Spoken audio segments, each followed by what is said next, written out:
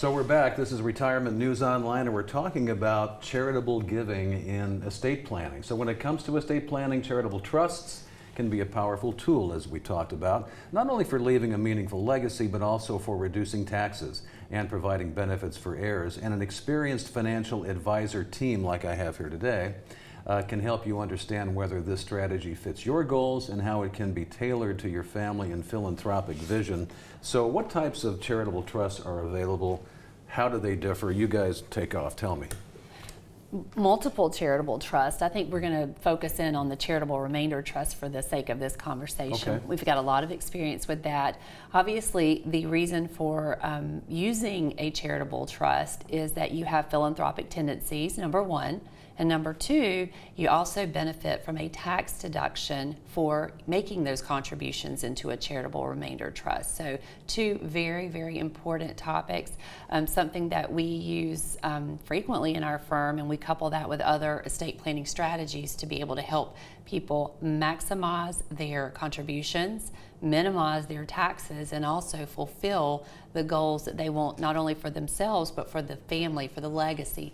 So very important legacy planning that we do using. Do you feel like this is becoming more popular now that people learn about this? Because you guys are experts in this too, but you have to educate people, don't you? The interesting thing is one of the things that Robin and I come across frequently is the original donor to either a charitable remainder trust, charitable lead trust, or a donor advised fund.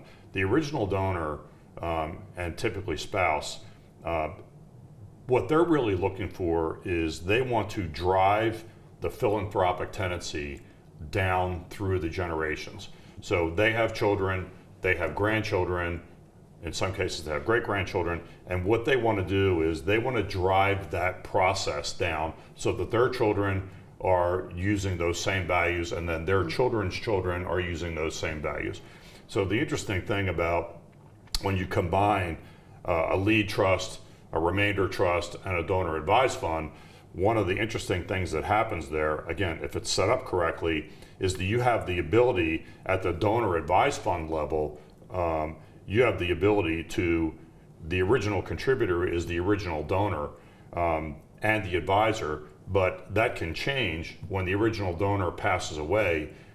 Their children can come in and they can then be the advisors and potentially also be the donors, because they can make contributions to the donor advised fund or the charitable lead trust, also get the tax benefits, but they're also the advisors as to where that money is going from a charitable point of view. So generational legacy planning. Generational legacy planning is a very, very common thing that we come across.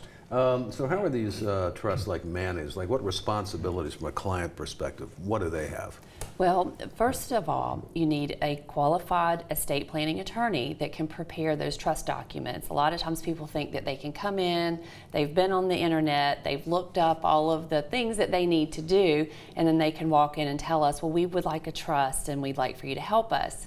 It's just not that simple. Now, the idea of having a trust is a wonderful thing, but it does require some proper planning with the use of an estate planning attorney that is versed in these trusts, because you have to have your trust document that stipulates what your goals are, how long the term of the trust is, what the distribution percentage of the trust is, and of course, the most important thing with a charitable remainder trust is who or what is the beneficiary going to be? What entity is going to be the recipient of those funds upon the passing of those grantors? So very important. As far as the investment, we're advisors. We can manage those assets, but we work with a team. We work with the attorney to help establish the trust.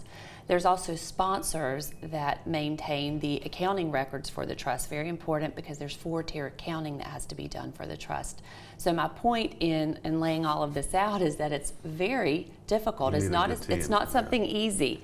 No, it's not. I mean, I think that you want to have an experienced advisory team doing this for you. What you don't want is, you don't want somebody who doesn't know how to do this cutting their teeth on your charitable contributions. Yes. or putting together your legacy plan. Right.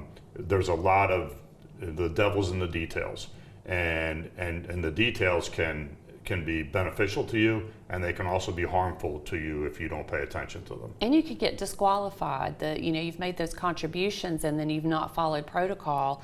Those contributions can be disqualified, and then when you submit those tax returns, the IRS can come in and negate all of those deductions. So really important that before you make that first move, that you've got a team in place, a good advisory team in place to be able to help you establish that charitable remainder trust. Yeah, we say plan the work and then work the plan.